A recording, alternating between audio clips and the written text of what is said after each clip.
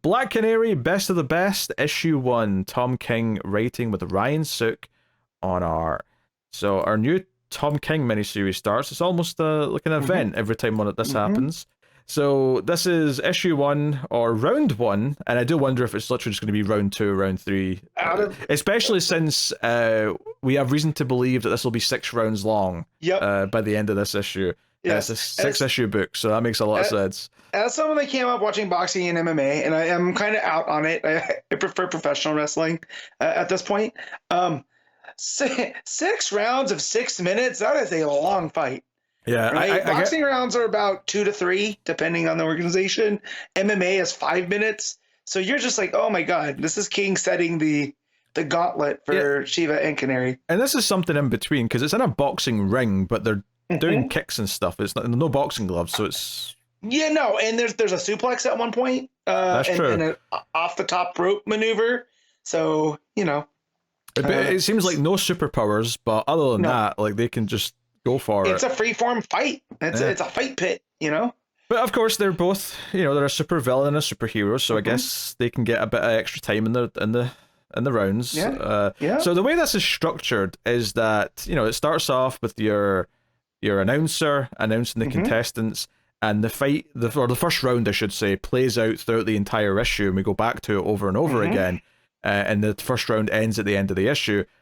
But there's the backstory playing throughout the book as well as we go, and I suspect that this is going to be what this entire book's going to be like, where issue 2 will be round 2 playing out, but with more of the next chapter of the story building up to the fight playing out. Or maybe they'll do some stories after the fight as well, and some of them, I don't know, but it feels like this is going to be the structure of the issues, though, is the round's going to play out throughout, and we're going to see, like, flashbacks or whatever the main story is play out, sort of interspliced between it. So, this is Dinah arriving in the town, turns out to be her hometown, where, she goes to see her mother. It takes her a few pages to get to there, admittedly, but, we see her arrive at the airport, get into the car, go on the ferry, and she goes to Drake's flower shop, which, ends up being her mother's shop. And as this is happening, all the narration is the announcer talking about, introducing the fighters. And I noticed here, they were doing the Michael Buffer thing of, like, thousands are in the building here in Vegas, but millions are watching at home. But I was like, you can't say, let's get ready to rumble, because he charges for that. You can't use that phrase without his blessing, I mean, I don't know what he charges just for using the phrase. I know that to get him to show up and say it, it costs $250,000. Yes, it's a lot. Yeah, and I only know that because I'm aware in various stories I've heard about WCW spending money they shouldn't. One of the things they were spending money on a lot was him to show up for pay-per-views to say that, and it's like, that's $250. That's more than what you pay a lot of the wrestlers per year, and he's just showing up to say one phrase. Also, let me just tell you, they're at the Emperor's Palace Casino, which is supposed to be Caesar's. Big time old fight. There's is that another trademark thing? They can't use the real name? Probably. It's Caesar's Entertainment's probably a thing. However, they're saying that it's an arena that holds 200,000. That's not an arena. That's a stadium. That's a huge stadium. Yes, mind you, the largest stadium that we have here is called the Big House. It's where Michigan plays, and it holds about 101,000. I think the Rose Bowl holds about the same.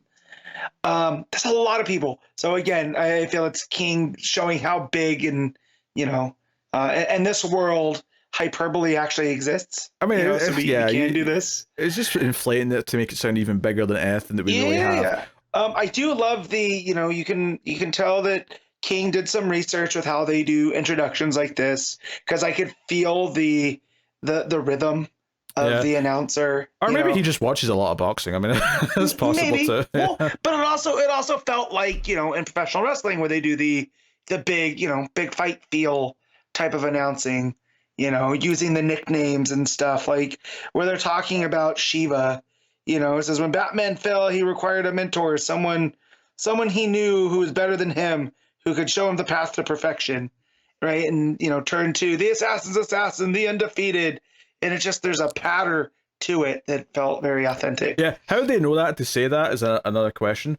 But I assume... There's a lot in this book that the announcers seem to know that they should not know.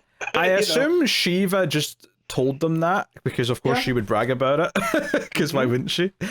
So yeah, but we see Dinah interacting with her mother, and she comments on the blonde hair, which is a great setup for later. Because Dinah Drake, traditionally anyway, from what I know, like she would be brunette, but she'd put on a blonde wig when she was Black Canary. That was her whole thing. That's what inspired the Batgirl on the Adam West wearing the wig. Very good. Yeah, okay. So that was her whole shtick, and Dinah comments on it and says, "Oh, you're blonde even here," and it's actually a really good setup for a later reveal in the issue. So very, very nice. And we get this idea: it's a small town. This girl comes up and asks for Dinah's autograph, and she's like, "Hey, what about my mom? She's the original Black Canary." And the kid, I was expecting the kid to be mean or something, and she's just like, "Yeah, I've already got her autograph." Like, I love your mom, she's great. And the mom's like, yours. The mom's like, yeah, it's a small town, Dinah. I've signed like 5 things for every single person who lives here. Like that, like I'm old news. Like you're the exciting one. Go on. And Dinah's like, yeah, you shouldn't stay up and watch the fight, kid. There's going to be a lot of blood. So the fight's coming, right? And it turns out the reason why she's came to see her mom is she wants her mom to help her train.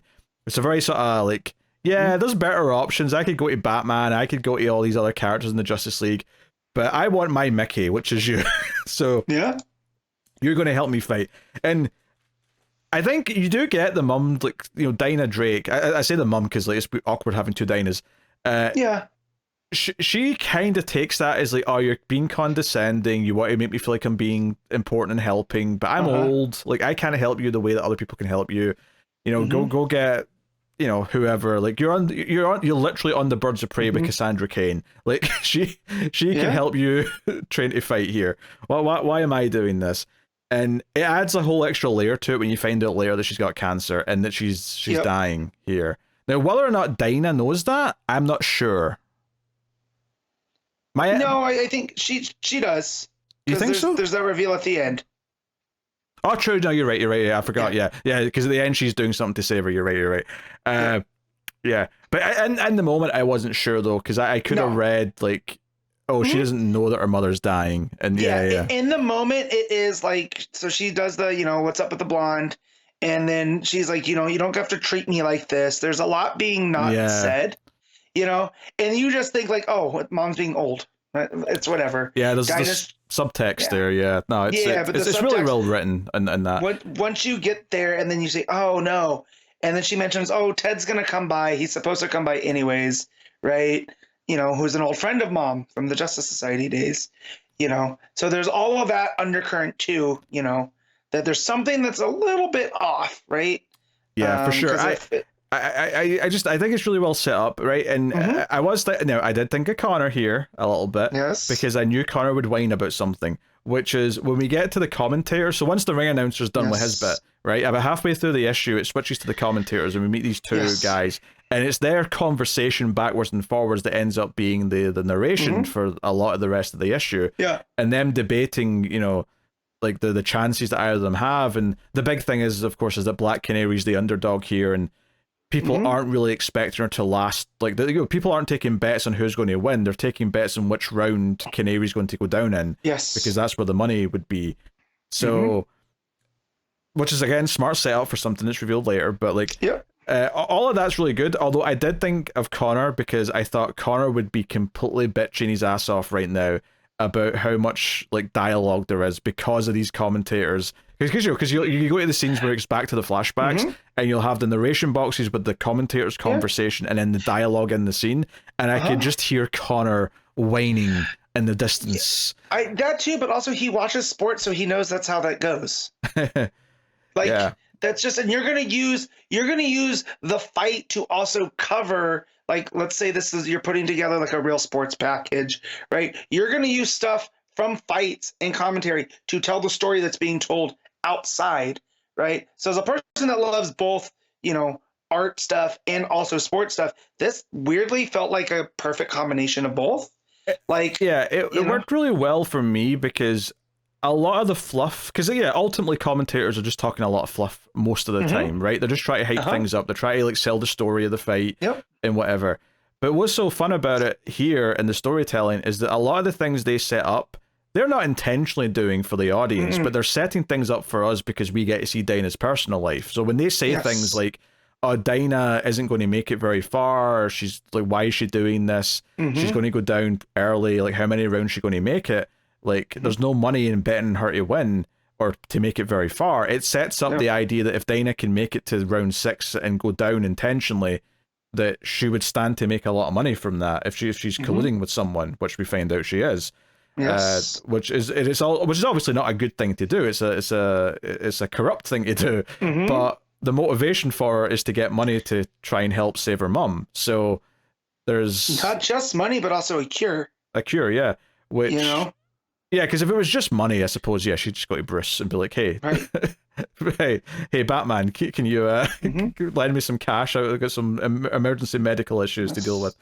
So, like having like the mother-daughter like sparring in the boxing ring that's in the barn that her mum's got, there's a really good like Mickey Rocky kind of dynamic to like, okay, we're not doing, because they even mention, Shiva's got like a whole army of assassins training her right now, and all I could think was Drago with all the scientists in Rocky 4, with like the heart rate monitors and like, we're examining every little detail of like his anatomy as he's doing all this.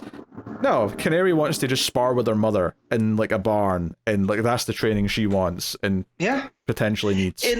And in that it is setting up the, like you said, Drago and Rocky, that he has all, Drago has all of these things that Rocky doesn't. So what does Rocky have to do? He has to find a way, right? And that's what feels like what Canary's doing here. But then when you get the tag that mom's sick. Well, more specifically though, she has to find so Drago has all of these things that Rocky doesn't. Right? What does Rocky have that Drago doesn't? He has people that he cares about that can motivate him. That he has love, passion, all that stuff, and that's what Dinah's doing. She's doing this for a purpose she like believes passionately for. Right? She's like doing this for her mother. So, but it also feels like here, like this is just her spending extra time with her mom. Right? It's not even about the training. It's like me, you, the way that it was. So once you look back there, it's not just for the training. This is, her spending time, what she wants to do with mom, which is nice. Yeah. So, and the fighting in the ring does look good. And there's some comedy here as well, which is fun, where like Shiva kicks like really quick or something like that. And the commentator's like, oh my, that was so fast that even the Flash would be jealous of that. And you see like a TV with the fight playing, and you just like a speech bubble coming from off panel saying, wait, why would I be jealous? Like my like her fastest is like 165,000 times slower than my fastest. Why would I be jealous? And like someone else is just like, Barry, it's a metaphor. Just let it go. And you get this 2-page panel of like all the various Justice Leaguers watching, and someone says, Ollie, why is she doing this? And Ollie's like, I have no effing idea. You think I effing know? Yeah. Which is funny. So yeah, just looking at this page, obviously you can see Barry over on the right hand side moving quick because he's like sort of juking and jiving. You see Vixen, Martian Manhunter, Plastic Man. Or elongated no, man? That's elongated man. Yeah, I'm thinking elongated because of the hair. That's Ralph. You've got Linda, I think, is that Linda off to the left? I'm thinking that's Donna. Could be Donna, yeah. And Donna. Who's next to Donna though? Or not Donna. Who's next to elongated man? That, honestly, I wasn't sure of this myself because I was looking around and I can see Clark, I can see Flash, I can see Hal and John, I can see Aquaman with Mira in the back. But also, Mira in like civilian clothes is a weird visual. I don't know. We're not used to it. Yeah, she looks like she's like a housewife from a TV show or something. It's weird. Yes. But I was like, is that Bruce stuff in his face? It doesn't feel like Bruce-like activity. I feel like he'd be standing all stoic, but... Also, Bruce has darker hair. This guy's got brown hair. He's got really hairy forearms on top of it, too. Is this Ted, maybe? Is this maybe Ted? Maybe. But Ted, to me, would... There's no world where Ted's not at the fight with Dinah. You know what I mean? Maybe she didn't let him come, though. Like, that's... Maybe? Yeah, that's possible. That's who it feels like. But the fact that he's sitting next to Ralph makes me think that it's somebody from Justice League International or, something along those lines. But yeah, but everyone else seems to be there. Dinah looks bored. Clark's cooking hot dogs with his heat vision. Lois is next to him. It looks like Raven standing next to Cyborg. Is that maybe Raven? I guess that's the best guess I could come up with as well, I suppose. That's who I would guess. But is that just because she's got like a slightly purple shirt on? Purple and kind of the hair, that's I feel like a current Raven cut, right? So, yeah, because I may have guessed it was Hal's stuff in his face if it wasn't for Hal's clearly in the background with John with the green ring on. Yes, the ring on in his classic bomber jacket. Because I could see Hal's stuff in his face at a party. Oh, for sure. But Bruce, nah. I'm genuinely at a loss. I thought that maybe the toy in front of him was like a hint, but I couldn't but it's because that's a black toy. That's the Atom. Oh, it's maybe the Atom. I thought it was a toy. That's the Atom. Yeah. I thought that was a toy with the Black Canary shirt on. Yeah, no, that is the Atom. He's eating chips, but they're massive. This is why it's so important to have them in their outfits. Color code. Power Ranger rules. Power Ranger rules, yes, absolutely. Okay, if he's... Yeah, I feel like it has to be someone that... Not that who there's next is important necessarily, but I feel like it has to be someone that hangs out with Adam. I know who it is. Who is so looking at Leah Comic Geeks, they'll list all of these the characters. Okay, who is it? Right. Apparently, next to Cyborg, that's Kendra Saunders. That's Hot Girl. Makes sense. Justice Society, whatever. Yeah, that makes sense. Yeah. That's Carter. That's Hawkman. It's Hawk. Do you know what? It does look Hawkman stubble. I can see it. Yes. The stubble. Of course, he's feeding his face. Yes. So that checks out. That's fair enough. That fits his character. Yeah. So, anyways, to the fight. Yeah, I know that was not important at all, but yes, still. We figured it out, with a little bit of help. Yeah, which does make me wonder, where's the rest of the Birds of Prey?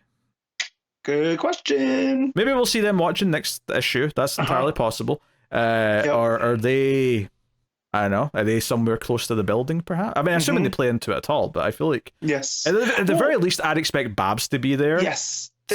There's no way that Babs is not paying attention to her best friend and not co-owner, but you know what I mean? The person that runs the birds with her, her teammate. Yeah, like I don't know if they're going to necessarily reference the current lineup of Birds of Prey. Yeah. I don't expect that necessarily, but I do think, given that we're talking about, her love life with Ollie, the fact that her mother's dying, I suspect that her best friend Babs is probably going to play a role in some form here or there. But anyway, so but Dinah and her mother have a bit of a fight because she doesn't want to talk about what's going on in her life, and Dinah's like, okay, fine, ask me about Oliver and I'll lie about him, which I thought was a funny line.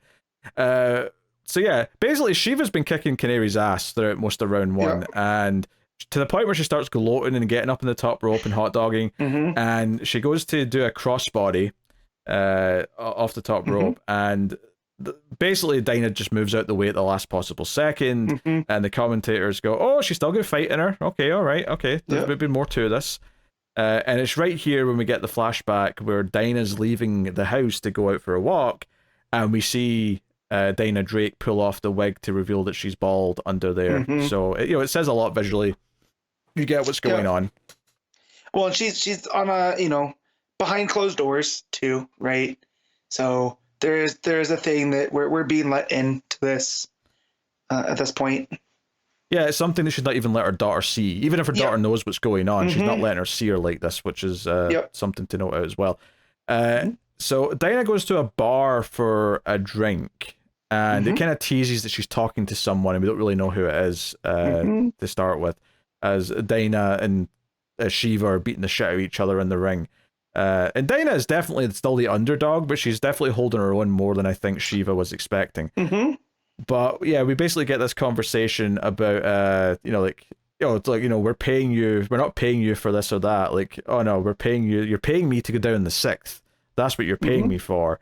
And I love that, because To be honest, if they hadn't like given me the little clue, I might not have been sure who this was because of the way he's dressed.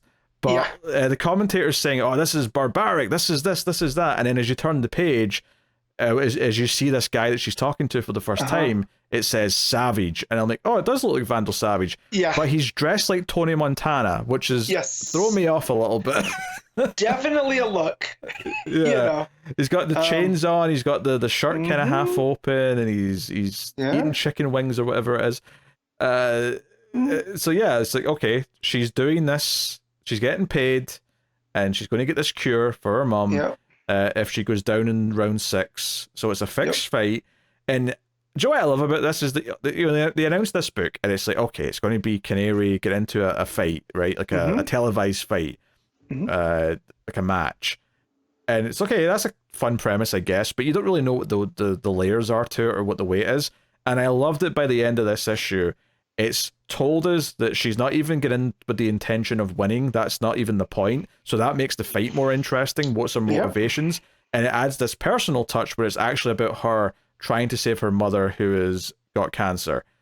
Well, I presume cancer. They don't tell us that, but that's my assumption. Yeah, but all the clues are there, you know. So, and no one else knows why she's doing it, and they're all reacting to it. Like, I feel like this was absolutely what you wanted from a first issue of this, because it made it so much more interesting than the premise initially was. Not that the premise wasn't cool, it was cool, but that's all it was. By the end of this issue, I'm like, oh no, I'm so invested, I care, there's like so much going on here, like there's so many gears turning as to what's making all this click together and work. I'm invested, so... Yeah, and the way that Tom King would talk about this in interviews was like, oh no, this is just to give RYAN SOOK, like, you know, let him draw what he wants to draw. There's no hint of a much bigger story going on here, right? Like a more personal story for Dinah. Yeah, this might end up being a defining story for her now, which, you know, really shouldn't be surprising, because that ended up being, I mean, we literally just talked about Women of Tomorrow turning into a movie and becoming one of the most important Supergirl stories. So it's not surprising that the story of Dinah trying to save her mother from a natural death is maybe going to hit hard. And I'm also possibly the ending to this, like, if obviously there's a long way to go, we don't know what directions it's going to take, but part of me feels that the right ending to this might be that she can't save her. Like that's going to be the hard hitting ending. Is like, no, like it's her time and she has to go and she has to accept it. Yeah, you can fight and fight and fight, but some things you can't. It's the whole Pa Kent dying of a heart attack versus something that was preventable. You know, there's only so much that Clark can do. You know, and that'd be kind of the message here with Dinah is like, you can fight and you can have all the fight in the world, but when it's your time, it's your time. And part of learning to fight is knowing when to stop. You know? And if her mom's at the end and feels like this is her time, there's nothing that Dinah can do about that. Yeah, that's going to be such an important story for Black Canary if it sticks the landing. It really could be. And I loved, you know, we kind of glossed over a lot of the other fight stuff, but I loved the bit from the commentators where the one guy's describing that, you know, Canary normally gets to rely on her canary cry, so typically she won't, you know, she'll hold back in a way because she can use that to get herself out of a jam, but she can't use that here, so she's at like a disadvantage because she's not used to fighting without it. And I thought that was actually that's doing what wrestling commentators are supposed to do, which is to help tell the story about what's going on in the ring. Of like, oh, she's struggling with this because she usually has this to lean on, but she can't do that right now. Right.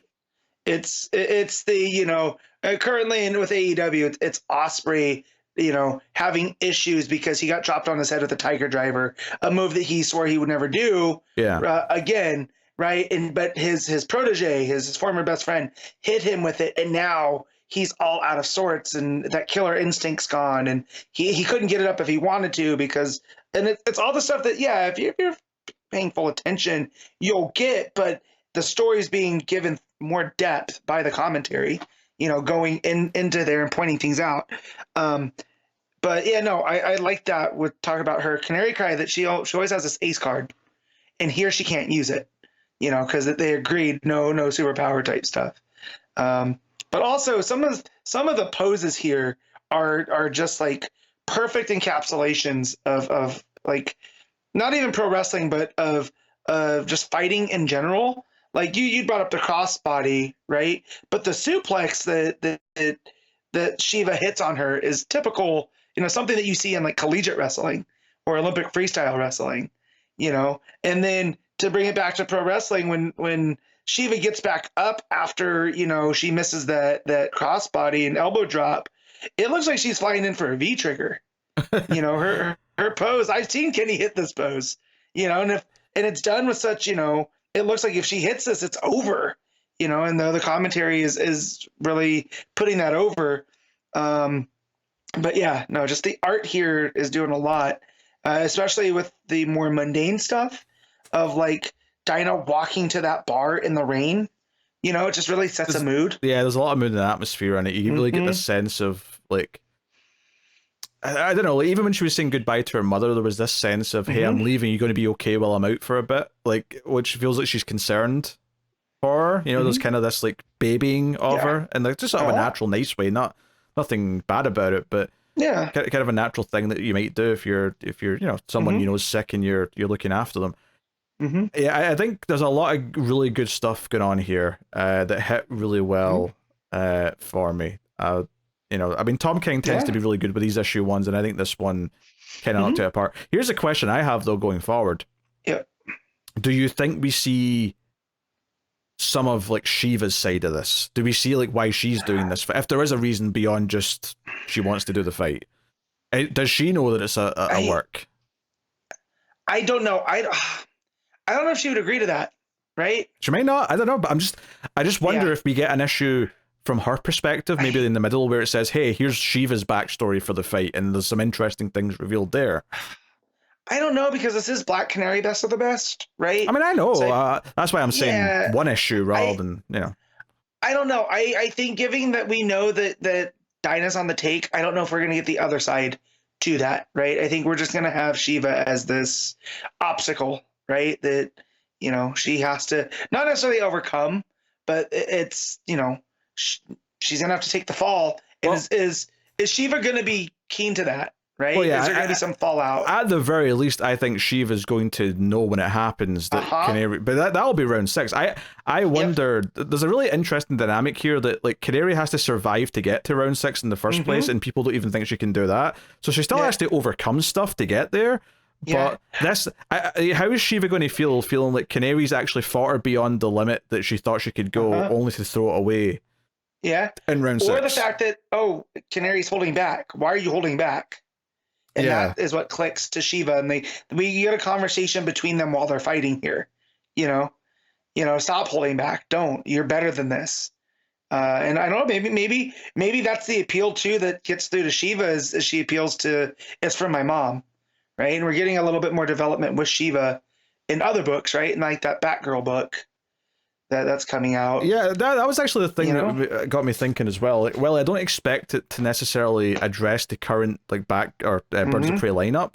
I did sort of think, well, like Cass is kind of relevant here if she does come up, and it wouldn't shock me if we bring her in at some point. But this was excellent. I mean, unsurprisingly, it was excellent. I mean, I expected to like it, but it's the sort of thing where, for some reason, a lot of these Tom King books, I don't necessarily go in expecting an excellent comic. I just assume it's going to be good, but I don't necessarily get hyped for it. And then by the time I'm finished issue 1, I'm like, oh, he's onto something. He's tapped into something that I wasn't seeing coming, and it's really good. Yeah, because I had the expectation this will be a fun book to read. It's essentially a long fight sequence, and then we started hitting at the personal reasons. Right. And Canary going back home. And I'm like, oh, I got worked. This might be a defining Canary book, for where she is. So, and that's good. King's really good at those. So why not? Yeah. And I do expect a bit more elaboration on like corrupt Vandal Savage, like yuppie Vandal Savage, who's like into fixing fights. Who does, and like, I know I'm typically more the Vandal Savage guy. He has a scar on his face as well that runs across his left eye. I don't typically remember that in Vandal Savage. So again, another Scarface. I wonder if that's something that maybe we see. Maybe we'll get a flashback to how Vandal Savage ended up with this stuff. But yeah. All right, and I mean, we talked about the art a bit. It is fantastic. Sook's a great artist. The fighting stuff's great, but I think the more impressive parts are probably the one-on-one character stuff. Like you said, the mood of her walking to the bar, and even just being in the big puffy jacket as she takes a sip out of the glass. There's a lot of little kind of like subtle touches to things that just feel very down low key and like and in the same way we keep kind of bringing up Rocky in various ways, but I think one of the elements of Rocky that makes it work is that it is this very down to earth kind of character in a very down to earth real world. So there's the Justice League are watching on TV and they mention, oh, this fight's being beamed to like planets all across the galaxy, so there's 300,000 languages being translated at once. I'm like, all right, you could have just said 5,000 languages and it would have still sounded impressive, but we went with 300,000. All right. Well, and then that makes the smaller human stuff stand out more. Right? Yeah. I suppose that's a good point. Yeah, it's like all that stuff sounds ridiculously inflated, but the actual heart of the book is a very simple personal story that's easy to understand. It's someone trying to find a way to save a dying loved one that might not be able to be saved. And I see a lot of great potential for the end of this story. I don't know what the middle issues are all going to be necessarily, but that's kind of exciting because I'm like, okay, what other wrenches is he going to throw in along the way? So, what are you rating Black Canary best of the best? I'm going to give this a 9. Yeah, I think I need to go 9.5. The only reason why I think I'm not even going as high as the 10 is purely just because it is a bit wordy because there is so much dialogue and narration boxes, but it's really the only flaw I think I can give it, because everything else, the premise is so much more interesting by the time you finish the issue than when you started it, and that's such a victory in and of itself.